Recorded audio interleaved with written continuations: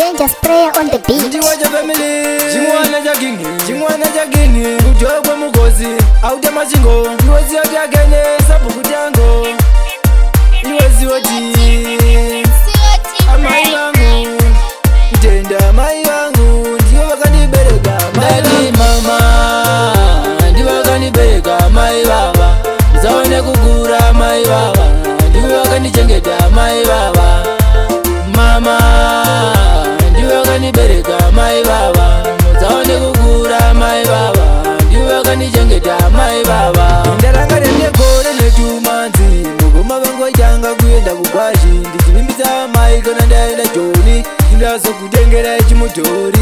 Amai vakandiyindisa kuchikora nemoyo wese, asi ndaisambozidza ini nepfungwa dzese, ndaitombopota ndichigumira muroti, mama vachichema vachiti mwanangu rimboshi.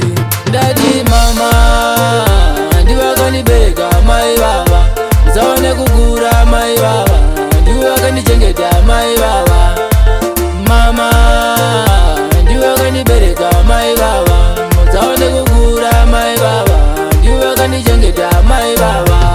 Vaitomboshingirira nemoyo wese, dzimwe nhambo vaitomborara vasina kudya, vaivaitira kuti ndirarame, kuti ndisvike inini pandiri nhasi. Nhasi ndakunzi wacho ndava kuimba, ndanyorera mai vangu songu yokutenda.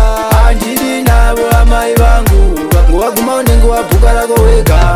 Ndati mama ndiwe wakanibereka mai baba, zaone kukura mai baba, ndiwe wakanichengeta mai baba, mama ndiwe wakanibereka mai baba, zaone kukura mai baba, ndiwe wakanichengeta mai baba. Ndaranga remyegore netumanzi, mugoma vangu vachanga kuenda kugwashi, ndichivimbisa mai kana ndaenda joni, ndazokutengera chimudhori. Amai vakandiyindisa kuchikora nemoyo wese, asi ndaisambozidza ini nepfungwa dzese, ndaitombopota ndichigumira muroti, mama vachichema vachiti mwanangu rimboshi.